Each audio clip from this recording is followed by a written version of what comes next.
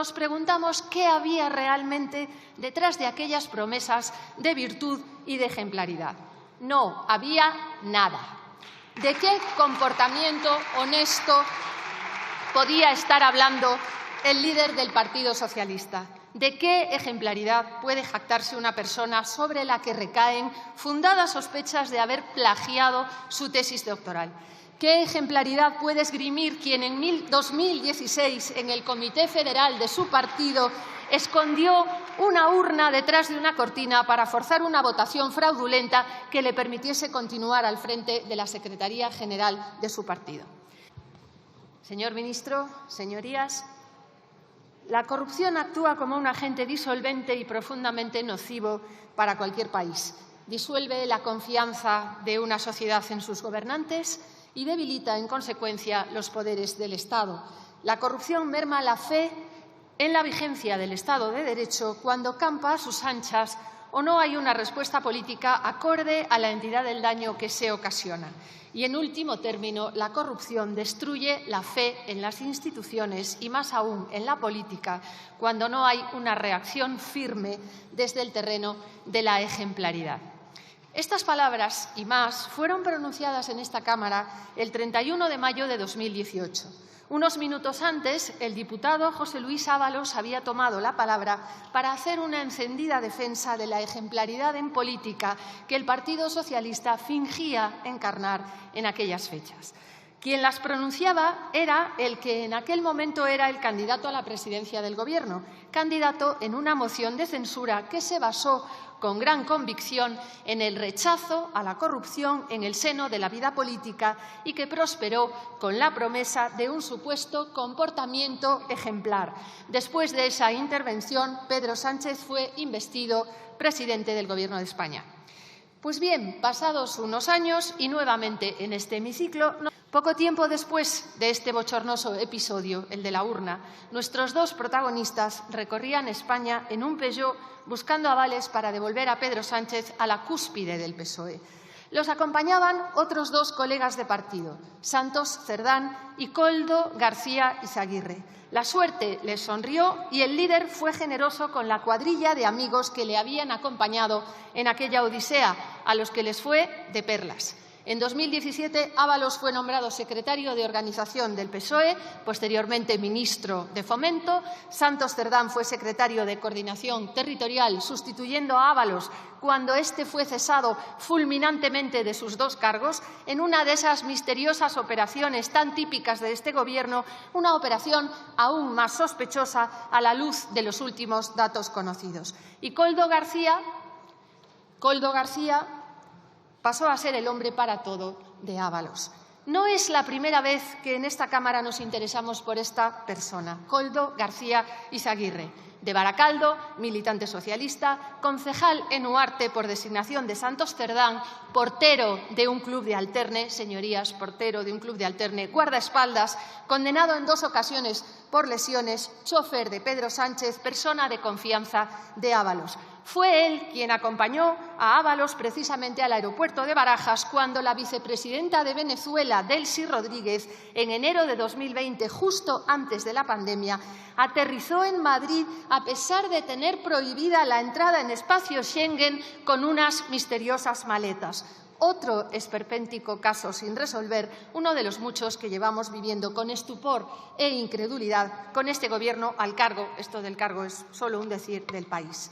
Como esperpéntico es también que este señor Koldo ingresase mensualmente más que el propio presidente del Gobierno entre su salario de hombre orquesta y la pensión de incapacidad total que también cobraba.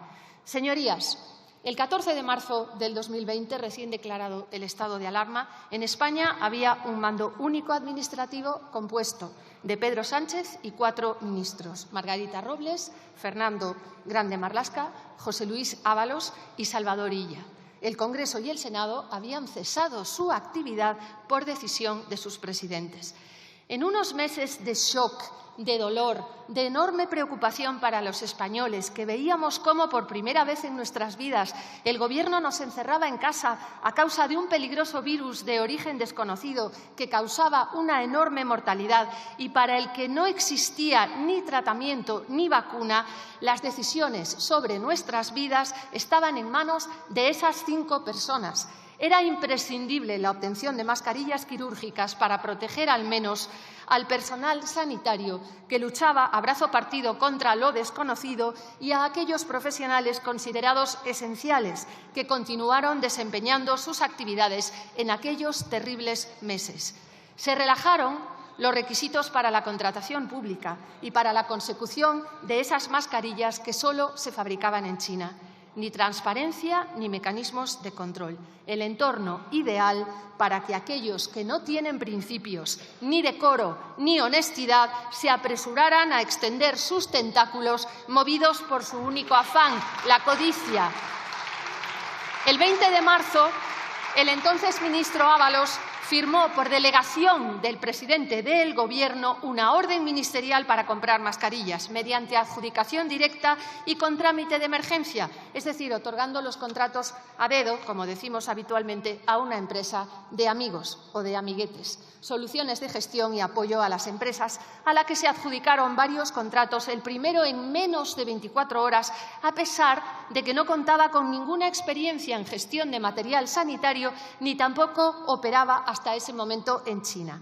Un primer contrato fue adjudicado por Puertos del Estado, 20 millones. Un segundo contrato por Adif, 12,5 millones. Un tercer contrato realizado desde la Subdirección General de Gestión Económica y Patrimonial del Ministerio, 3,5 millones.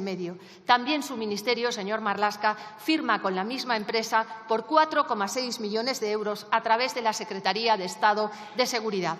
Pero Soluciones de Gestión extiende también sus contactos a 2 comunidades autónomas, gobernadas casualmente o no por el PSOE, Canarias y Baleares. En una, 4 contratos por 12,3 millones, en la otra por 3,7 millones. En ambos casos, el importe se abona con fondos europeos. Ayer por la tarde supimos de un nuevo contrato en Canarias por 23 millones. La Fiscalía Europea investigará si hubo un mal uso de fondos FEDER para el abono de estas cuantías. En total, 13 contratos por un importe de 53,13 millones, una cantidad que no para de crecer hora tras hora a medida que se van conociendo más detalles de todo este entramado destapado por la Audiencia Nacional y la Fiscalía Anticorrupción, que está investigando al señor Koldo García y otras personas de su familia, cuyo enriquecimiento en estos años pasados podría tener que ver con el cobro de comisiones ilegales en los contratos obtenidos por esta empresa con gobiernos socialistas